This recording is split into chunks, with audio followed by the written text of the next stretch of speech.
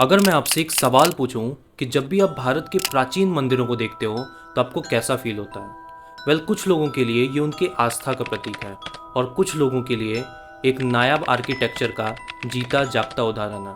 But मेरे जैसे कुछ ऐसे भी लोग हैं जो इन मंदिरों को देखते ही उनके रहस्य और इनके इतिहास में खोसे जाते हैं। ऐसे ही एक मंदिर की आज हम इस वीडियो में बात करने वाले हैं, जिसके चैम्बर से साल 2011 में 1 लाख करोड़ का ट्रेजर निकला था, जिसकी नायाब कारीगरी और उनके चैम्बर का रहस्य आपको अपने कल्चर के और करीब ले जाएगा। Because today we are going to talk about the mystery of Padmanabha Swamy temple. But before we get there, I want your support as a one like and subscribe to this channel.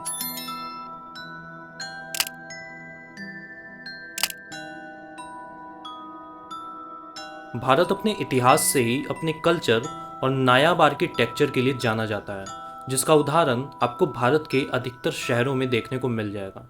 हालांकि 800 साल की गुलामी के बाद नॉर्दर्न पार्ट ऑफ इंडिया के अधिकतर temples को तबाह कर दिया गया। बट अगर आप अपना रुख साउथ की तरफ करोगे तो वहां पर आज भी आपको पद्मनाभ स्वामी जैसे टेम्पल्स देखने को मिल जाएंगे, जिसका आर्किटेक्चरल डिजाइन और रहस्यमय चैम्बर्स आपके होश उड़ा देंगे।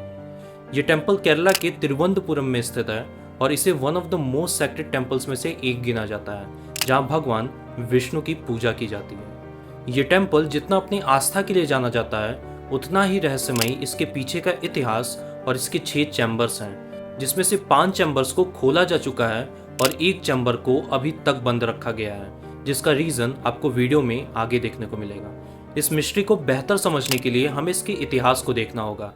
करीबन 2000 साल पहले इस टेम्पल को त्रैम्बकोर के राजा इक्ष्वाकु द्वारा बनवाया गया था, क्योंकि उन्हें सपने में एक विजन आया था जहां भगवान विष्णु उनके साम्राज्य के विकास के लिए इस टेम्पल को बनवाने के लिए उन्हें कहते हैं, और फिर जनरेशन बाय जनरेशन त्रैम्बकोर डायनेस्टी इसका देखभाल करती गई। त्रैम्बकोर डायनेस्टी के वक्त यह टेम्पल एक इम्पॉर्टेंट सेंटर माना जाता था हिंदू कल्चर और लर्निंग का, जहां दुनिया भर से लोग शिक्षा लेने आते थे। आई नो आप यही सोच रहे होगे कि शिक्षा और टेम्पल एक दूसरे से कैसे जुड़े हैं, but the reality is Indian temples को कभी भी वर्शिप के लिए बनाया ही नहीं गया था, बल्कि ये वो स्थान होते थे जहां लोग आकर ज्ञान प्राप्त किया करते थे। जिस तरह से आज different university different field of education के लिए जाना जाता है, उसी तरह से हर एक टेम्पल का एक स्पेसिफिक पर्पस होता था, जहाँ वेद, पुराण, आयुर्वेद, फिलॉसफी, आर्ट और एस्ट्रोनॉमी जैसे सब्जेक्ट्स पढ़ाए जाते थे। इसके अलावा स्पेसिफिक टेम्पल को साधना के लिए भी यूज किया जाता था, जहां बड़े बड़े योगी जाकर सिद्धि प्राप्त करते थे। ये सब सुनने के बाद आपको ये जरूर समझ आ गया होगा कि कैसे हमारा कल्चर पूरी तरह से एजुकेशन पर बेस्ड था। बट आज हमने और हमारी सोसाइटी ने एजुकेशन और कल्चर को अलग अलग थाली में रखकर हमारे सामने परोस दिया। Anyways, let's come to the topic. 18वीं शताब्दी में त्रैम्बकोर डायनेस्टी पे उसके नेबर डायनेस्टी के राजाओं द्वारा अटैक किया जाना था, और उस वक्त डायनेस्टी का डिफेंस कुछ खास अच्छा था नहीं। बट तभी राजा मार्तंड वर्मा को भगवान विष्णु से एक विजन आता है, जहां वो राजा वर्मा को चैम्बर में दबे खजाने के बारे में बताते हैं, और फिर बाद में जाकर इसी खजाने को यूज करके राजा वर्मा अपने डायनेस्टी की रक्षा करते हैं और पड़ोसी राजाओं से भी बच जाते हैं। इसी तरह से वक्त बीतता गया और इस टेम्पल की कस्टडी त्रैम्बकोर डायनेस्टी के रॉयल फैमिलीज के पास ही रही, जो सदियों से इस टेम्पल का ख्याल और इसके रहस्य को अपने पास संभाल कर रखे हुए थे। इवन जब यह टेम्पल 19वीं सेंचुरी में ईस्ट इंडिया कंपनी के अंडर आया, तो उसके बावजूद भी रॉयल फैमिलीज ने ब्रिटिशर्स को भनक तक नहीं लगने दिया कि इस टेम्पल में बिलियंस ऑफ डॉलर का खजाना छुपा हुआ है। 1947 के बाद फिर से इस टेम्पल की कस्टडी त्रैम्बकोर की रॉयल फैमिलीज को दे दी गई। बट फास्ट फॉरवर्ड टू 2011, ये टेम्पल फिर से न्यूज में एक चर्चा बन गया, जब वहां की सीक्रेट चैम्बर्स की बात बाहर आ गई और सरकार को वहां से 1 लाख करोड़ का खजाना मिलता है, जिसमें गोल्ड, डायमंड, रूबीज जैसे कीमती ट्रेजर्स भी शामिल थे। बट सवाल ये उठता है कि ये सारा खजाना आया कहां से और इतने दिनों तक ये छुपा कैसे रहा। सो इसका भी आंसर हमें भारत के इतिहास में ही मिलता है। भारत हमेशा से ही एक प्रॉस्परस कंट्री रहा है, बट मीडिया और हमारे टेक्स्ट बुक ने हमेशा भारत के गरीबी को हाईलाइट करके हमें दिखाया है। अगर हिस्टोरियंस की माने तो 17वीं सेंचुरी में भारत वर्ल्ड इकोनॉमी का लगभग 33% कवर करता था, यानी कि 1/3। और ये तब की बात है जब मुगल डायनेस्टी अपने अंत पर था एंड ऑलरेडी भारत से बिलियंस और ट्रिलियंस ऑफ डॉलर्स की लूट हो चुकी थी। सो आप अज्यूम कर सकते हो कि 10वीं शताब्दी के पहले भारत की प्रॉस्पेरिटी क्या रही होगी। जैसा कि आपको मैंने पहले ही बताया कि एंशिएंट इंडिया में टेम्पल वर्शिप के साथ साथ सोसाइटी को सर्व करने का भी काम करते थे। और बात जब पद्मनाभ स्वामी टेम्पल की जाए तो ऐसे कई थ्योरीज हैं जो मंदिर में छुपे खजाने को लेके क्लेम करते हैं। Number 1 is accumulation over time. इस टेम्पल को बने 2000 साल से भी ज़्यादा हो गए हैं और कई डायनेस्टी और रॉयल फैमिलीज ने इस टेम्पल का ख्याल रखा है। इस थ्योरी के अकॉर्डिंग खजाना सदियों से चैम्बर में ही इकट्ठा होता गया और कभी भी किसी थर्ड पार्टी किंगडम के द्वारा लूटा नहीं गया।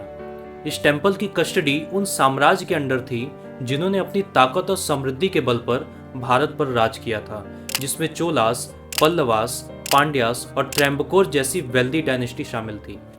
Number 2 is offering by devotees. जब बात दान करने की आती है तो भारतीय कल्चर उसमें सबसे ऊपर आता है। इस थ्योरी के अकॉर्डिंग जो भी खजाना सदियों से मंदिर में दान किया जाता था उसे वक्त के साथ चैम्बर्स में डाल दिया जाता था। इवन आज भी इस मंदिर के श्रद्धालुओं के द्वारा मिलियंस ऑफ रुपीस हर साल डोनेट किया जाता है। सो आप अज्यूम कर सकते हो कि ये डोनेशन उस वक्त कितनी होगी जब Bharat one of the wealthiest nation में से एक था। Number 3 is hidden for safe keeping. इस थ्योरी के अकॉर्डिंग डिफरेंट डायनेस्टी अपने खजानों को किसी आक्रमण से बचाने के लिए मंदिर में छुपा दिया करते थे। इसके अलावा मंदिर सबसे सेफेस्ट जगह होता था खजाना छुपाने के लिए, क्योंकि कोई भी हिंदू रूलर आक्रमण के बाद टेम्पल्स को धरोहर की तरह समझता था जहां से उसकी आस्था जुड़ी हुई रहती थी। इन सारे पॉइंट्स को एक साथ देखने पर कोई हैरानी की बात नहीं है कि पद्मनाभ स्वामी टेम्पल से बिलियंस ऑफ डॉलर का ट्रेजर निकला था, जो कि मंदिर के सिर्फ कुछ ही पार्ट का हिस्सा है। और अगर हिस्टोरियंस की माने तो इस मंदिर में लगभग ट्रिलियन ऑफ डॉलर्स का खजाना और भी छुपा हो सकता है। Now let's talk about the mystery of chambers in temple. Investigation के दौरान इस टेम्पल में 6 चैम्बर्स मिले थे, vault A, B, C, D, E, N, F, और बाद में जाकर 2 और वॉल्ट मिलते हैं जिन्हें वॉल्ट G और वॉल्ट H का नाम दिया गया। 2011 में 1 लाख करोड़ का ट्रेजर 6 में से 5 चैम्बर्स में से आया था, जिनके खजाने के बारे में सुनकर आपके होश उड़ जाएंगे।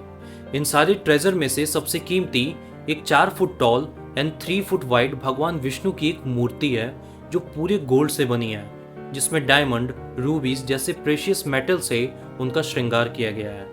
ये वो लिस्ट है ट्रेजर्स के जिसे गवर्नमेंट ऑफिशियल्स ने 2011 तक पब्लिक किया था। आई नो आप यही सोच रहे होगे कि 6 में से 5 वॉल्ट को ही क्यों खोला गया और वॉल्ट बी को क्यों छोड़ दिया गया। वेल, ऐसा नहीं है। गवर्नमेंट ऑफिशियल्स ने आखिरी वॉल्ट को खोलने की कोशिश नहीं की। उन्होंने सबसे पहले वॉल्ट के मेटल डोर को ओपन किया, बट उसके बाद उन्हें फिर से एक वुडन डोर मिलता है, और जब ऑफिशियल्स उसे भी खोलकर आगे बढ़ते हैं तो उनका सामना एक मजबूत आयरन डोर से होता है जिसे वो खोलने में असमर्थ रहते हैं। उस आखिरी डोर पे दोनों साइड 2 स्नेक बने हुए होते हैं जो कहीं से भी फ्रेंडली नजर नहीं आ रहे थे। इट सीम्स लाइक उस डोर का पर्पस लोगों को अंदर जाने से रोकना ही था। वेल, बहुत ही दिन कोशिश करने के बाद आखिर में गवर्नमेंट ऑफिशियल्स हार मान लेते हैं और इस काम को किसी ट्रेंड प्रोफेशनल पर छोड़ देते हैं। बट तभी टेम्पल की रॉयल फैमिली ने सुप्रीम कोर्ट में केस डालते हैं वॉल्ट बी को ना खोलने को लेकर। अब इसके पीछे का एक्चुअल रीजन वहाँ की रॉयल फैमिली ही जानती है, बट ऐसे बहुत सारे स्पेकुलेशन इस बीच हमारे सामने आए जहाँ लोगों ने वॉल्ट बी को जहरीले सांप से भरा हुआ या फिर सुपर ह्यूमन गार्ड से रिलेट किया, जिसे खोलना एक तरह का मिसफॉर्चून या श्राप हो सकता है समाज के लिए। इसके अलावा ये एक तरह का डिसरिस्पेक्ट भी होगा लोगों की आस्था को लेके, क्योंकि मंदिर के ऑफिशियल्स का ये साफ साफ कहना है कि ये सारा ट्रेजर भगवान विष्णु को बिलोंग करता है, ना कि किसी इंडिविजुअल पर्सन को लेके। लगभग 9 साल केस चलने के बाद आखिर में 2020 में सुप्रीम कोर्ट ने वॉल्ट बी को खोलने से मना कर दिया, और इसके अलावा वॉल्ट जी और एच को भी प्रोहिबिट कर दिया किसी भी तरह के छेड़छाड़ या खोलने से।